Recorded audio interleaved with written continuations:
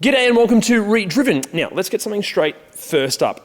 The cars on this list, they're not necessarily standouts in their respective categories. They're not the fastest, they're not the best handling, they're not even the most luxurious. They're just excellent cars that the vast majority of us have completely forgotten about. But as we are recommending these cars and the 15,000 Aussie dollar budget is a bit tight, we are taking into account reliability, longevity, fuel consumption, and just general quality now that they're all a few years old. But we're confident that if you find any of these cars with a full and thorough service history and in great condition, you're going to be really happy with what you end up with. Also, look, even though this list is in numerical order, there's no winner as such because all of these cars, they all offer something a little bit different and unique. Also, you'll notice that these are all cars. We're going to do an SUV, an off-roaders, and a performance car version of this list down the track. Anyway, kicking things off, how the hell have we all forgotten that this little nugget of goodness exists? It's the Suzuki Kazashi. Suzuki seems to be perfectly suited to this list as, to many, the Japanese brand has become known as the country's most underrated manufacturer,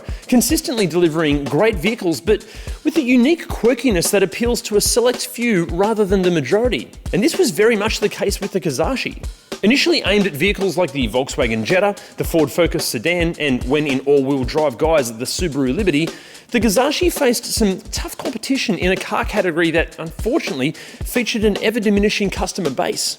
Nevertheless, the Kazashi came out fighting, featuring sporty good looks, potentially alluding to more performance than what the car was actually capable of, an appropriately funky yet practical interior, a choice of front-wheel or all-wheel drive options through a CVT or 6-speed manual transmission, all powered by a 2.4-litre 4-cylinder engine, producing an adequate 131 kilowatts and 230 newton meters.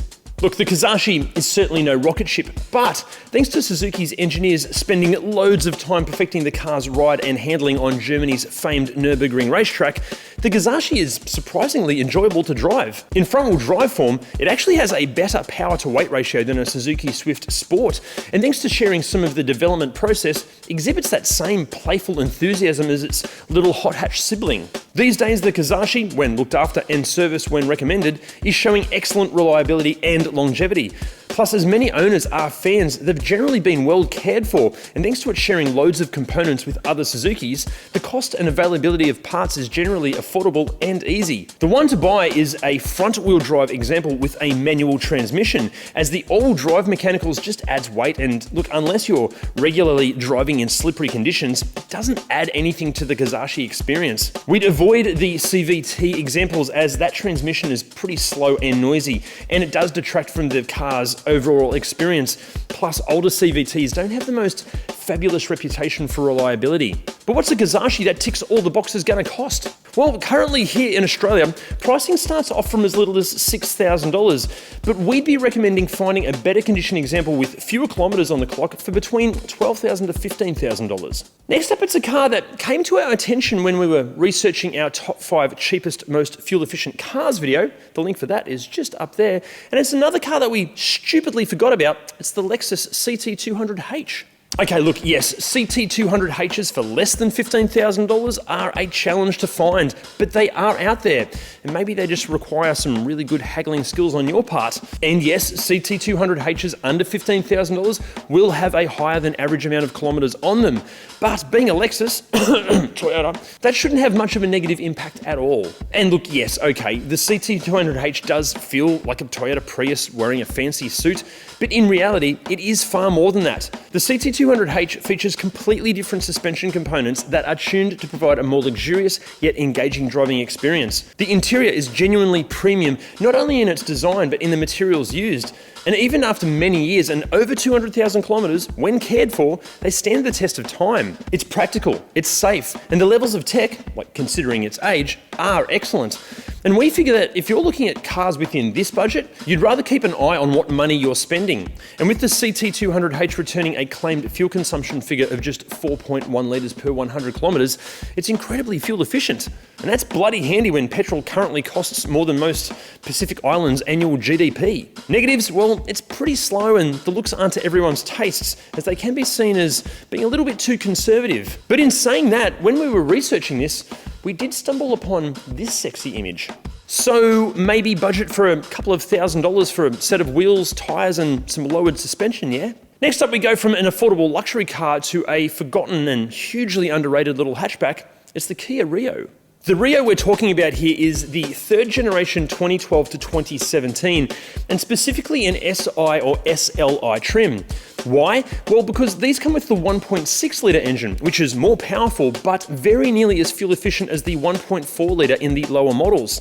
How have we all forgotten about this thing? In terms of development and engineering, Kia threw everything at this car, as it was to be the car that transitioned Kia's image and reputation from being known as a maker of cheap and sometimes nasty cars to becoming a genuine manufacturer of quality vehicles. In terms of aesthetics, thanks to former Audi designer and all-round genius when it comes to drawing cars, Peter Schreier, the exterior design looked great when new, and it has aged incredibly gracefully. While the interior design might not quite match the clearly European-influenced exterior, it's still a nice enough place to be. And as far as toys go, it was typical Kia at the time, offering industry-leading levels of tech and equipment for the price, plus it has a 5-star ANCAP safety rating, which offers important peace of mind even if the worst were to happen. And then there's how it drives. Look, don't get us wrong, this is by no means a hot hatch, but with the 1.6 litre engine mated to a 6-speed manual transmission, the Rio's power-to-weight ratio very nearly matches the Suzuki Swift Sport of the time, while offering better fuel consumption, and the Rio's suspension has been tuned for our local Aussie conditions. Plus, the Rio, when maintained correctly,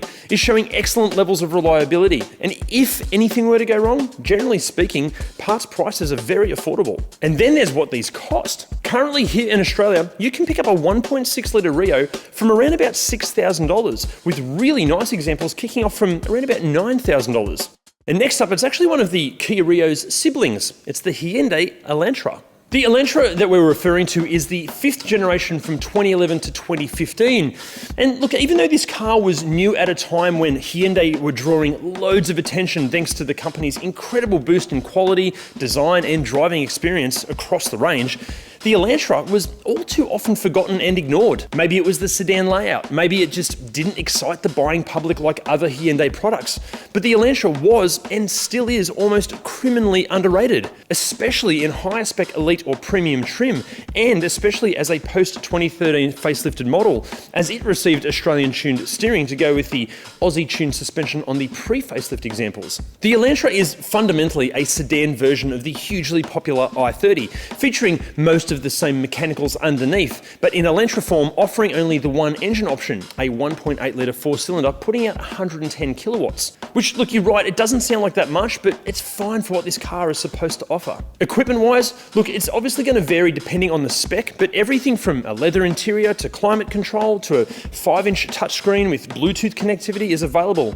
And safety-wise, all Elantras come with 6 airbags, ABS, traction control, stability control, and a 5-star ANCAP safety rating. These days, find a well-serviced and cared-for Elantra, and reliability shouldn't be a concern. Yes, there are the odd sporadic reports of small issues and niggly problems that we'll cover when we review the Elantra in the future, but for the time being, just know that this is a car that deserved and still deserves far more love than it gets. Pricing here in Australia kicks off from as low as $8,000, but we'd highly recommend spending another $2,000 or so, because that's where the elite and premium trim prices start from. Now, before we get to our final contender, I've got to ask a favour. Could you guys give those like, subscribe and bell buttons just a bit of a tickle? And if you're enjoying ReDriven in general, can you share the ReDriven name as much as you can? Because the more you hit those buttons and the more you share our content, the more of this content we can make. Right, finally, look, it's actually one of the world's most popular cars, but this specific variant is all too often overlooked.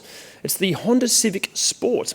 Now, before we get into the Civic Sport, we just need to say that the CL9 Accord Euro, or the Acura TSX as it's known in the US, it deserves a mention here, but look, while it is an awesome car, it's not what we'd call underrated as such, at least not as underrated as the Civic Sport. Now, in terms of Civics of this age, while the various Type Rs grab all the attention of performance car fans, and the rare hybrid models look after those wanting maximum efficiency, and the various 1.8 litre models cater to the vast majority of 8th gen Civic buyers, the Sport model, with its 2 litre engine, fell into a bit of a no man's land, and hence why it's so often forgotten these days.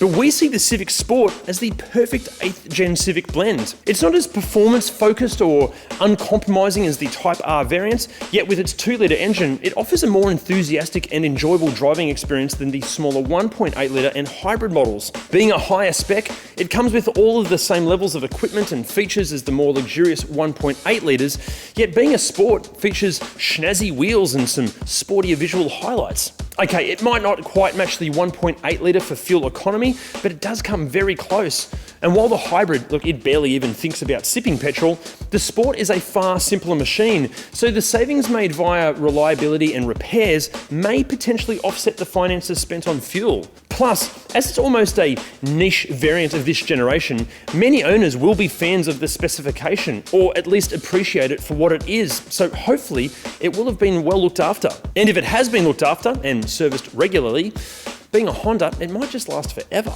Pricing here in Australia these days kicks off from around about $6,000, but the really nice low kilometre examples with a faultless history, they start from around about $10,000. Now guys, as I mentioned at the start, we are going to do this same category but with SUVs, off-roaders and performance cars down the track, but what do you think should make up those lists? Let us know in the comments. Also remember, can you please hit those like, subscribe and bell buttons, and also share ReDriven as much as you can. That'd be awesome. See you next time. All powered by a 2.4 litre 4-cylinder, the whole thing sucks. Spending considerable, why do I write these words that I can't say or pronounce? And it detracts from the cars. It's the Lexus, what is it? CT200H. Okay, next up, it's a car that came to our attention when we were, I can't speak. Okay, which is a challenge when you're a presenter. Okay, next up, it is a car that came to our attention when we were putting, I can't speak correctly, Cal. I can't speak. Next up, it's a car that came to our attention when we were or the Acura TSX, as it's known in the States. It's known in the US. It deserves reliability. The more you share ReDriven videos, the more I'm going to go blank on what I'm trying to say. That was a bit awkward with my face. It's always awkward with my face, but let's give it another go.